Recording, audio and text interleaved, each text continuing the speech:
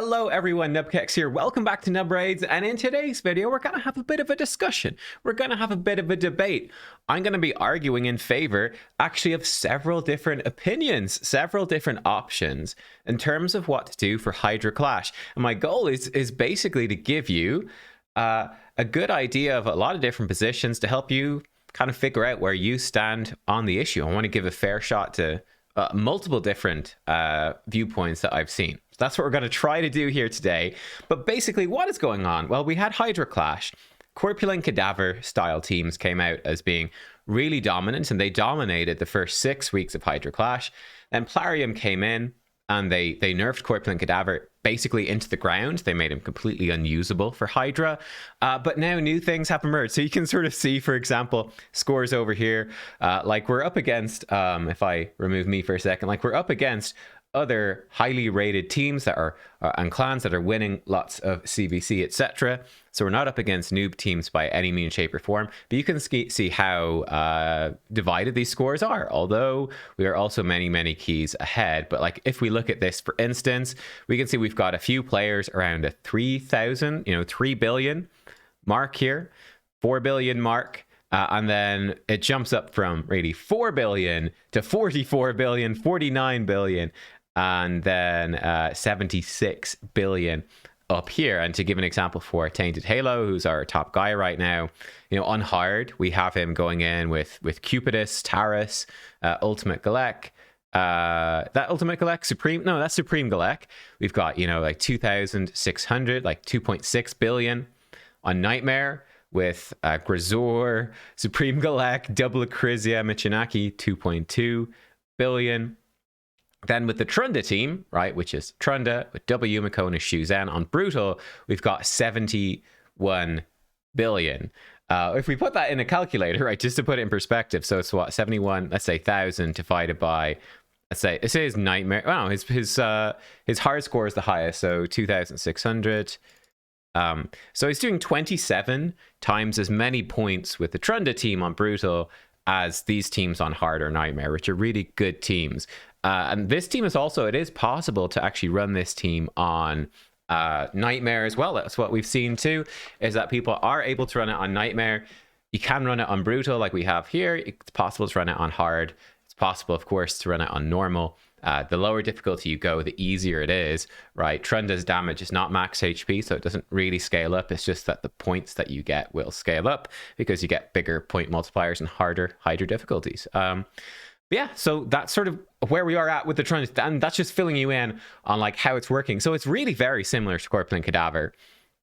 So we want to talk about what might Plarium do to deal with it. And let's look at a few different options. So option number one is very simple. Let me actually get up a little notepad here. Let's do a little notepad. Excellent, over here. Option number one, do nothing. Do nothing. That is genuinely an option. What are the positives of doing nothing? What's the positives here? I think a big positive, people don't like nerfs, right? You come in and you start nerfing champions that people have had for a long time or were hyped about building those champions up. And you come in and nerf them, people really don't like that. Doubly so because this is a game where people spend actual real life money. So when you start nerfing that, not only does it make them very unhappy, from Plarium's perspective as well, it probably makes them much less likely to spend money to get those champions in the future. And I think that's a big part of why Plarium really does very little to almost no balancing in this game at all. Is because people are spending to buy these champions effectively. But yeah, a lot of people really don't like nerfs. So by doing nothing, they're happy, which is pretty big. Another thing is, like, Cadaver came out of nowhere. Really, like, we knew Cadaver was very strong. We knew Trunda was very strong, but like, no one had discovered this Trunda team being this strong when Cadaver was around. If we come in and we nerf this top team, there's going to be another new top team that's just going to come in, and that's going to be the meta team. There will always be a meta team. There will always be a best team. And you can't come in and just keep nerfing it over and over again. Again, I think that's something that people really would not like in this type of game. So there's pretty big reasons to do nothing. I think what happens if you do nothing as well is also an interesting question. So if you don't do anything, this is a match-made system, right? Hydra Clash is matching you against clans that score and win similarly to you. So after a while, you're basically going to have all the Krakens, right, who can build this team, are going to be matched against other Krakens who can build this team. In theory, that is what happens, and then most people never have to deal with this, right? Because this is really a Kraken-only thing. I think what actually happens is slightly different, right? So what will actually happen, because this stuff is still, people are just building these Trenda teams now, right? Because it's just a fresh thing. But once this stuff is sort of settled in for a few weeks, right, a few months, I think it's going to become quite sophisticated, kind of like with CVC. So with CVC scores, top clans manipulate them. Like our clan, we manipulate the crap out of it. So what you do is you score the minimum possible points. You try to score really low, but still win. So you get the rewards for winning, but by scoring as low as you can, right, to win, it ensures that you actually get matched up against weaker clans in the future. Because, we don't want to go in and fight. Why would we want to go in and fight Sacred Pandas? It's just a waste of time. That's making the rewards harder to get. We want to go in and we want to fight, your shitty clan. We want to go in and smash you, because then we get, Plarium goes, oh, gold star, first place trophy for you. Have these big old Hydra Clash chests. Good job, fellas. That's what you get for winning. So, again, for Krakens, what you'd actually be trying to do, I think the smart play is possibly what Sacred Pandas are doing here, which is, you wait until the very end of the week, wait until the last few hours, and then you can make the judgment call of, oh, how many of our Trunda double Yumiko teams do we need to use right now to win? But we don't want to win by much. We want to use the bare minimum to win, so that, yeah, we can get matched against, just more regular players and beat the crap out of them next time. Brilliant. So that's what it's going to become. Is interesting enough, that also means that you've got to build up proper, good, normal teams, right? For normal people would use as well. It's not just the cheese team. It's yes, we want to have as many people with the cheese team as possible so we can smash out this massive score, but we want to use as little of those as possible. So for Krakens and top-end clans, this becomes a very intensive game of score manipulation, which is gonna ripple down and affect maybe the next 100 or 200 clans below them that we're gonna be fighting probably. So those clans in the top 200-300 maybe that aren't the Krakens are gonna have a bad time. You're gonna keep getting mashed up against Krakens, so they're gonna suffer. But people below that probably really aren't gonna be affected very much. And for the Krakens, gonna have to do a whole lot of work to sort of manipulate it. But sort of the name of the game in a way, right? There you go. If you do nothing, that's sort of I think a screenshot of what happens in that case. But doing nothing, it keeps it simple. Just let people go do what they want, and there you go. So that's do nothing, which is option number 1. Option number 2 would be to nerf Trenda, right? The theory here is that this is so strong because of what Trenda specifically does. It's the same idea with Cadaver.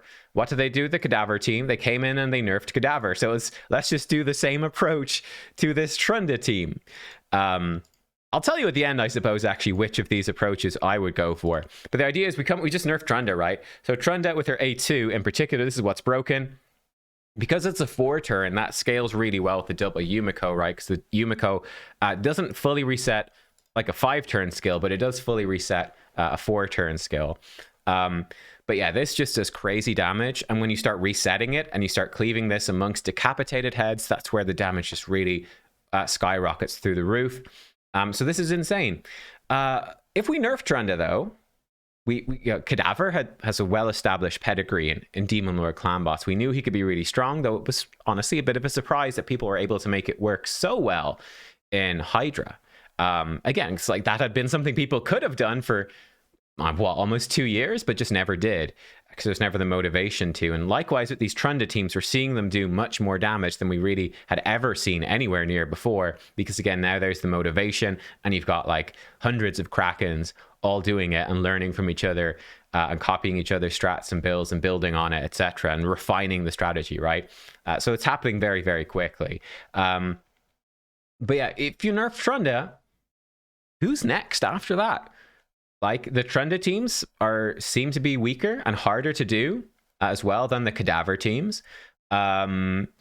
it's possible, you know, you come in, if you nerf Trenda, there's not going to be anyone else that can do anything like this. And it's going to bring those Kraken scores way down, right? Just because there's not going to be another champion that can sort of be exploited this way.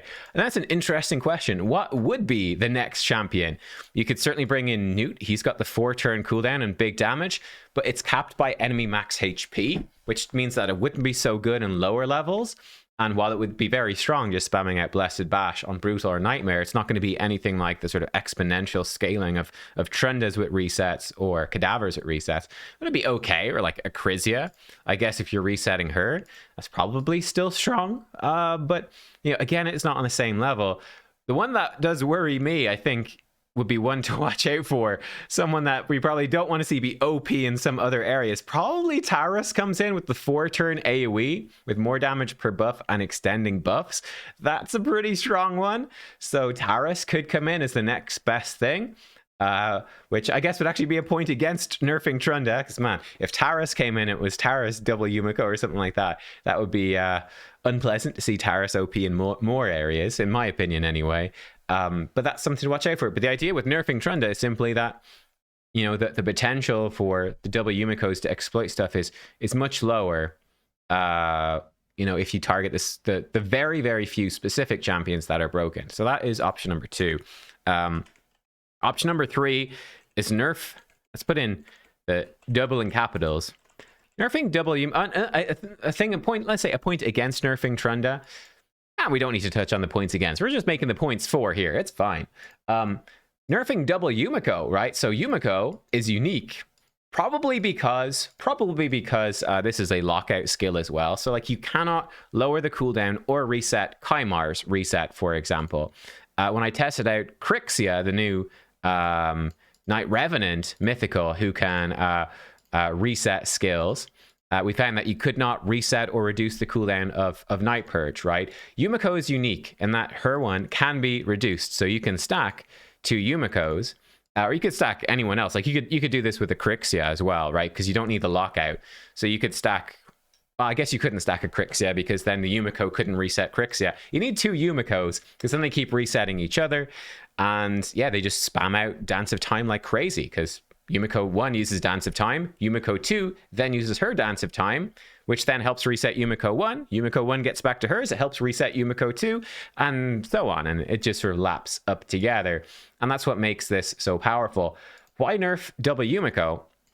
Well, double Yumiko is really what is pushing a lot of these compositions to be so crazy. So with the Corpulent Cadaver, by bringing in double Yumiko, that was enabling you to really speed up Brogni and his shield growth, which is then powering up the Corpulent Cadaver damage. Double Yumiko, again, is letting Trenda get multiple A2s into decapitated heads. If you even remove 1 Yumiko, instead of being, you know, 2 Yumikos and every 2 turns each one takes, they're resetting that Trenda. Now you've got 1 Yumiko resetting Trenda every 5 turns she takes. Like the number of resets just completely plummets. So by taking out double Yumiko, you basically really limit what is possible to do here. So let me find an example. Like with the double Yumiko, let's see if we can find like a Trenda with 1 Yumiko team in here. Probably none of these top ones. Let's see here. So like, here we go. So look at this. Yumiko with a Kaimar and a Trenda, and we're doing, you know, 1.7 billion damage on hard. Ooh, you take away double Yumiko, you can't keep spamming those resets, and the power goes way down. The potential goes way down. The team becomes much more reasonable. And like this hard team, it's not doing as much as this Nightmare team. So it really removes a lot of the OP stuff there. Also, you know, this basically removes anything in the future. So if there's ever another champion like Trenda or Cadaver that gets released in the future, and there's some unintended consequence where, oh, double Yumiko can make them go absolutely crazy, whether it is in Hydra Clash or somewhere else in the game. By nerfing double Yumiko now, by making it so Yumiko cannot have her ability reset by cooldown reduction and ability resets, you basically prevent any of that stuff happening again. So that's a pretty big appeal. It's sort of future-proofing the double Yumiko strat from not breaking stuff again in the future with another champ. She's broken Cadaver, she's broken Trenda. If we take out the Yumiko, that solves, in theory, everything. So that is definitely an interesting possibility. It could have some negative ripple-ons, like, for example, Yumiko and Arena with a reset could become weaker, and that might be a cool strategy or whatever. Like, there's other areas where maybe double Yumiko is just a cool strategy and it's not breaking stuff, and that would be ruined by this. So that's something to consider as well. Number 4 would be I've seen this suggestion, is no dupes allowed in Hydra, which is an interesting suggestion. So this is very simple. You're building a Hydra team. If you got one Yumiko in there, that's it. You can't bring another one in. This would obviously ripple on and affect many more teams. So for example, this team right here, double Acrisia, can't do that. You could only bring in one Acrisia. You got to bring in something else. Like this team here, double Acrisia, double Acrisia, nope, not allowed. You got to bring in something else. This is an interesting one. The reason being, when do you run double champs? There's double Yumiko. Then double damage dealers are pretty common. Even for this, the challenge here is this could affect a lot of people. So you might be, bringing in double Royal Guard. That's not really hurting anyone. These are epics. So it's a nice achievable team that people might be relying on. Now you'd have to bring in like one Royal Guard, one Husk. Double Husk is another very... Is he undead, actually? I think he's undead. I always think he's a demon. Husk, double Husk, right? It's a good one. So you got your double enemy max HP. He's quite tanky. And he's got the provoke. So bringing in 2 Husks can help you cover lots of provokes and get lots of damage. That's a pretty common strategy. Or like double Geomancer, stuff like that. It's often double damage or double Yumiko. So you'd remove all of those. What would be the advantage of this? This would obviously have the same effect. It would stop double Yumiko and Hydra, but wouldn't stop it anywhere else. Now that could be a good thing, that could be a bad thing, depending on which you want to go for. It stops the double Acrisia being as strong as well. It kind of forces more champion diversity in Hydra, which again could be a good or a bad thing depending on how you look at it. Like if you want it as simple as possible, just give me like 3 good champions, I want to smash it out, simple as. It makes it worse for you. If you're the sort of person that likes building up lots of champions and having a bigger roster, then it's a benefit. So, there's that sort of aspect to it as well. But again, this just sort of across the board, no dupes allowed in Hydra, again, just stops any dupes and duplicate champ strategies really dominating. And it means you can't just stack up like triple Acrisia. You got to bring in a bit more variety to make your team work, which is arguably more interesting. So that's one option. And then the final sort of option I want to discuss here, which is an interesting one, is what I would call like let's say a scaling score tax. This is one I've seen suggested. It's sort of I'm doing like income taxes due in Ireland at the moment, so I'm doing this. But like in Ireland, like there's generally 2 tax brackets, right? So if you earn up to, I don't know, 40,000 or something, it's taxed at like 20%. Then everything above that is taxed at 40%. So that would be the idea here. So let's say for like Nightmare, you normally have to score 36.6 million for Grandmaster. Let's say all of your score up to that Grandmaster chest, 0% tax. You get the full Hydra Clash score. Let's say then from 36.6 up to 100 million, 20% tax. They take 20% off the score that you've earned between there and there. Then let's say between 100 million and, I don't know, 200 million, 40% tax. 200 million to 500 million, 70% tax. 500 million and above, 90% tax, right? 90% of that score is taken away and it's just gone. Advantage of this is that it just across the board reins in all these crazy scores. It just cannot happen. They're going to be taxed way, way down. It doesn't affect people that are going to score very low because they're not going to see really any much tax. So yeah, it just brings all the clans effectively closer together. Negatives of this is obviously people don't like tax, right? Personally, I don't mind. I don't know. I guess it depends on where you live as well. Like for me in Ireland, like, we pay tax, we get free healthcare, education. Like there's lots of social good that's done with tax. So I don't really mind at all. But a lot of people do not like paying tax.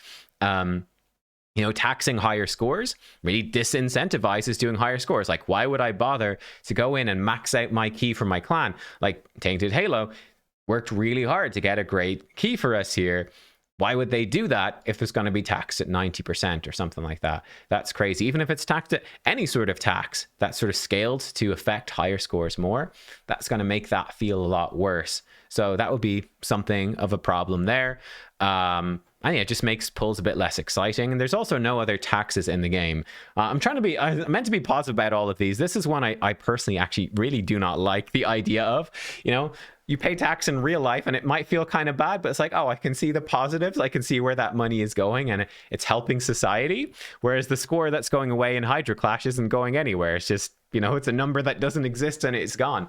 It doesn't do anything. But it would, again, rein these scores in and make things closer. I think it also, I don't know, it is certainly a possibility that would even the playing field across the board in a way that's champion agnostic, really. It's not targeted at any specific champion. Just any strategies that do emerge, you can still do them. They will still be the best strategies. Good job for thinking them up. You're just not going to see the quality of score that you'd expect. Or like you'd expect up to now. You're still going to see the best score. You will still get the best score. It's just not going to be, what was it? You're not going to have 27 times as many points. Maybe you're going to have like 2 or 7 times as many. You know, you're going to have much less of a gap, but there will still be a gap, and it just sort of naturally happens with a scaling score tax. And yeah, no nerfs or buffs have to be made in the future. A scaling system just takes care of it. So there you go. Let me know. What do you think? These are 5 options. There's obviously more options than this. I want to just cover 5 big options that could be done right now. Doing nothing at all. Just leave it as it is. Let things sort themselves out. Don't do any nerfs and start disrupting things and upsetting the game balance. Just leave it. Nerfing Trena, because Trena is the main problem. And no other champion's going to be able to do excessive scores like Trena can. Nerfing double Yumiko, because that's actually the real problem. And by removing double Yumiko, you don't even need to touch Trena. Trena is going to be fine, and other champions are totally fine. It's the double Yumiko that's really breaking Hydra. Just remove all dupes in Hydra entirely. Better versatility in terms of team composition. And it stops any double stacking of champions from being super overpowered. Or then put in a scaling score. So let people do what they want, but we're going to just, you know, basically nerf their score down to make things more equitable, rather than nerfing specific champions or limiting people's rosters in Hydra, because that is a bad gameplay experience for people. 5 different options. What do you think? I'm very curious. I might actually put up a poll at the same time as this and see what people vote for. But yeah, thank you for watching. I'm interested to read the comments on this one. I'll see you all next time. Goodbye.